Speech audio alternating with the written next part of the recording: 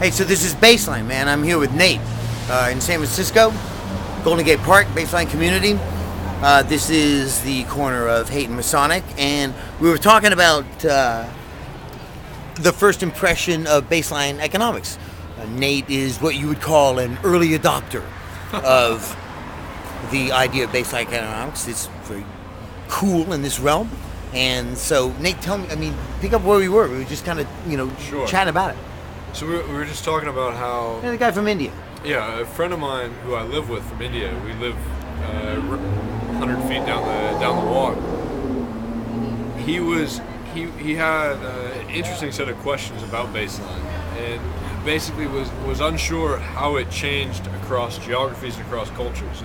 And in India, where he's from, he said, the baseline's actually significantly lower than it is here, and so he was curious about the tension between the idea of baseline on Haight Street, baseline here, and baseline in India. Like what's the relationship between those two things, and how does the idea of baseline and the name itself change across these geographies? So his question was basically, if you're in a poverty level that's lower than a poverty level of another place, what's the benchmark for poverty that makes baseline? Right. And so part of his point was... Is that... Yeah, exactly. Part of his point was, okay, you have baseline here, but he was saying, people I grew up around in India lived at a significantly lower level of poverty. Of course. So he felt the name baseline was in some ways so in other words, improper. why are you rich Americans, saying, oh wow, we have a poverty level that is anywhere near the type of abject poverty we have in India? Yeah. Quite obviously. Yeah, and so this is a great question. And, I hope you don't mind if I keep the camera running on you on this one. Sure. But at Baseline, we talk here at the level of Americans' poverty level. And so Baseline's one below the poverty level. So I want to show you an example, and this will be interactive. This is a Cinderella story. And this would be the graph for happiness, and this would be the graph for time. Sure. So in India, let's say this is a mean here, and this is negative, and this is all positive. So in a Cinderella story, if it starts here, she is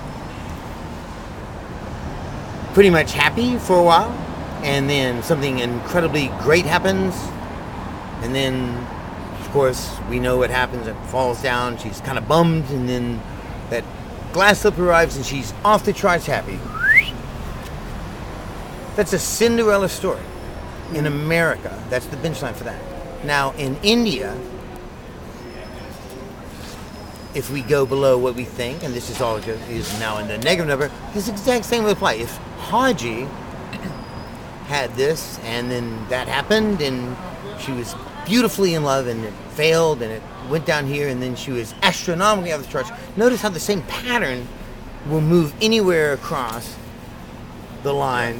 So in other words, it's not exclusive to socioeconomic class, the happiness of baseline, or the satisfaction of being able to say, we don't want to do something. So his observation of, well, you're comparing your rich people want to be poor and we're supposed to be humored by that while we drink out of water that has bodies floating by in it? Yeah. Great. That's another problem for that country.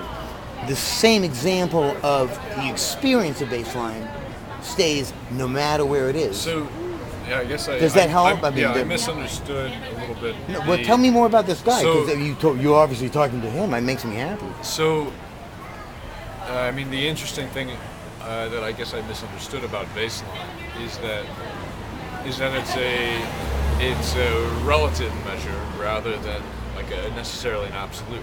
It's it's like a social mechanism, a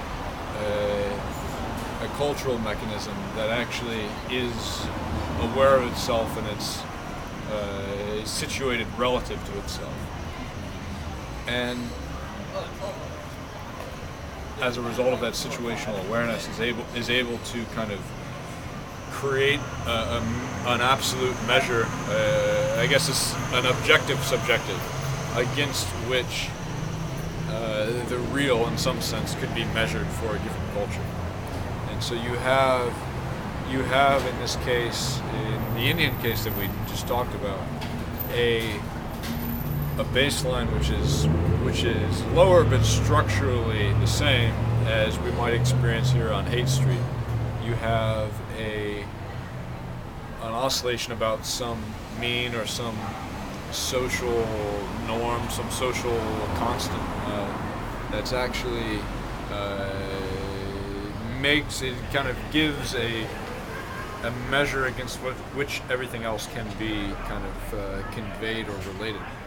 And so, although poverty is absolutely more dire in India, people are dying as a result of hunger where they may not be on Haight Street.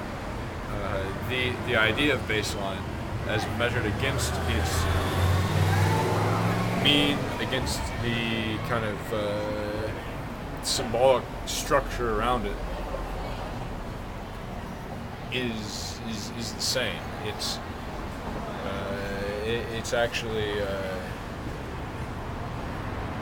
the common thread that unites those two people is the relation to the mean rather than the objective. For $5, you eat a bug. When I eat a bug, what type of bug?